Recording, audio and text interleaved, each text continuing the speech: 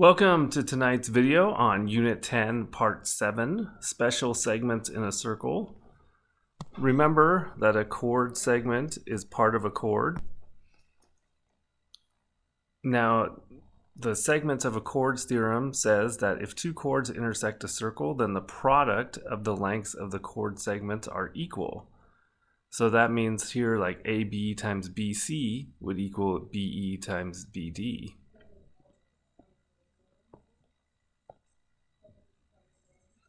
All right, so for 56, to find x, well, you would take 8 times x, and that's equal to 12 times 9. So 8x equals 12 times 108.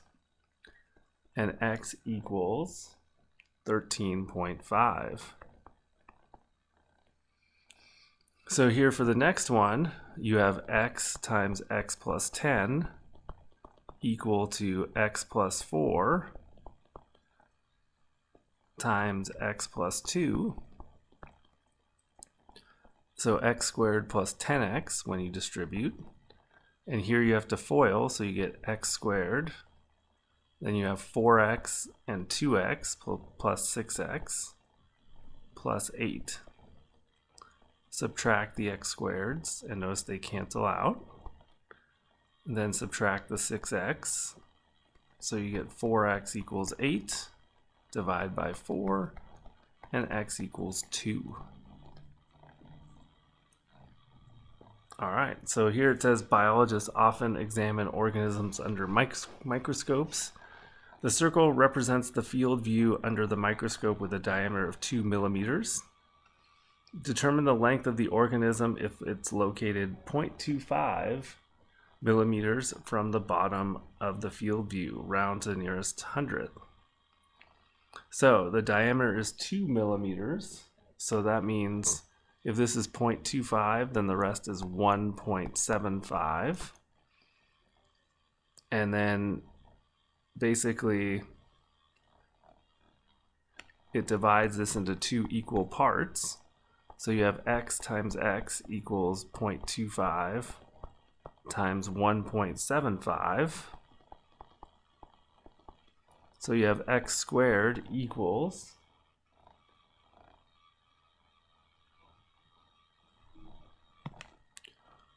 0.4375 when you multiply.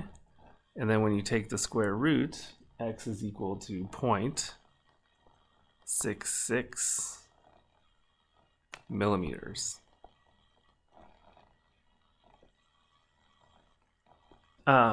Page, we'll talk about a secant segment is a segment that intersects a circle twice with one point on the circle and the one point outside. And then there's an external secant segment, which is the part of the secant that is outside the circle. So the secant segments theorem says if two secants intersect in the exterior of a circle, then the product of the measures of one secant and its external secant segment is equal to the product of the measures of the other secant and its external segment. So basically, you take outer times whole equals outer times whole.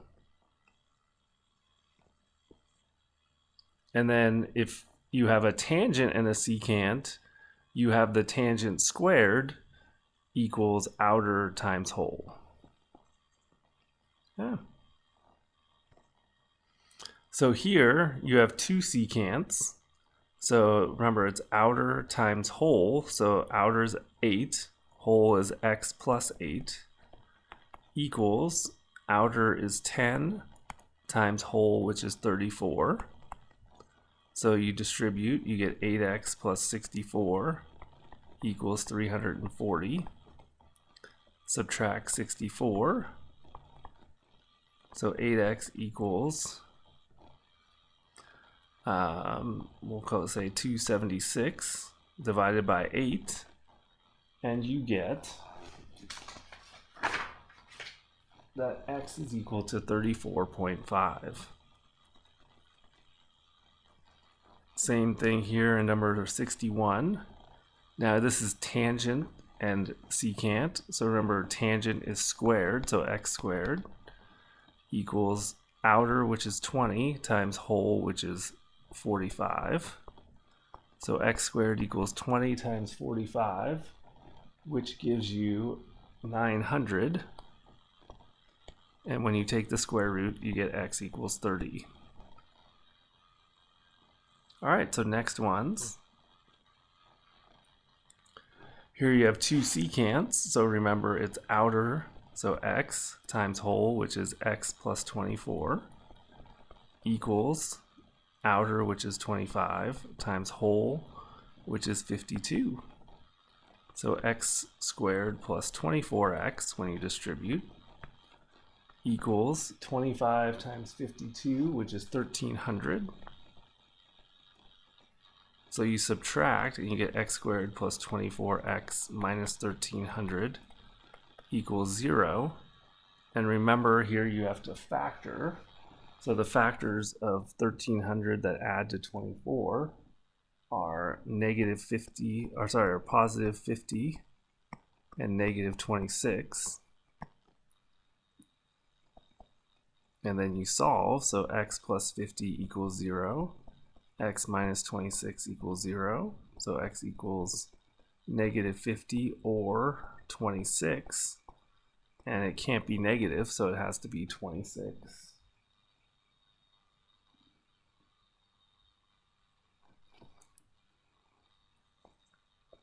All right, so the next one,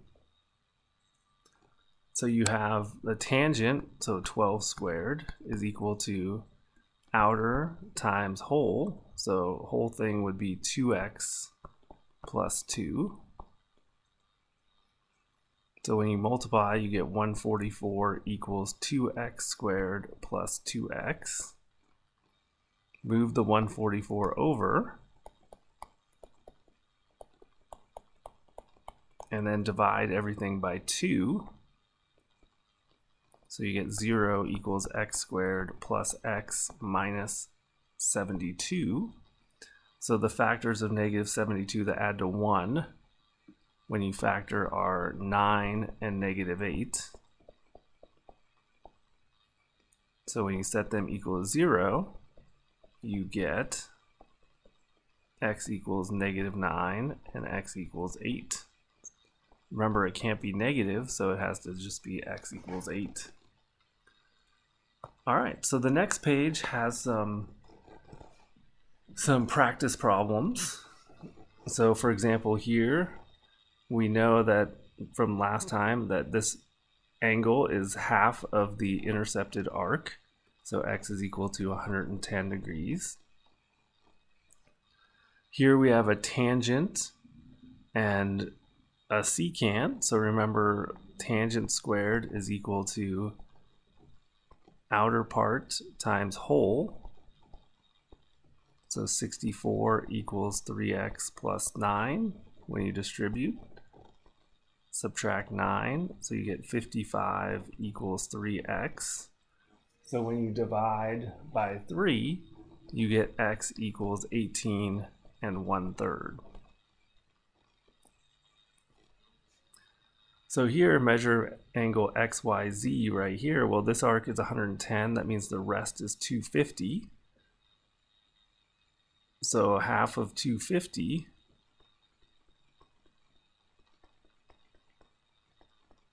is equal to 125. All right, 67. Remember, this angle is equal to half the difference of the arcs. So x degrees is equal to 1/2 of 110 minus 40. So it's equal to 1/2 of 80. Sorry, it's equal to half of 70. So it's equal to 35 degrees. For 68, remember outer times whole is equal to outer times whole. So 24 equals 2x plus 4. Subtract 4. 2x, so 10 is equal to x. So then for 69, this angle is equal to half the sum of the arcs. So half of 85 plus 55, because these are the two arcs that intercept it. So x is equal to 1/2 of 140, which is 70. Last two, so these are special segments within, so the product, so 9 times x is equal to 6 times 3, so 9x is equal to 18, and x is equal to 2. Then here, remember, so now you have outer times whole, so x plus 18 is equal to outer times whole, so x squared plus 18x, when you distribute, is equal to 8 times 18, which is 144. So x squared plus 18x minus 144 is equal to 0. So the factors of 144 that add to 18 are 24 and 6. Sorry, negative 6. And then you solve. So you get x equals negative 24, x equals 6. So since, remember, it can't be negative, x has to equal 6. All right, so that concludes part 7. Part 8 coming up.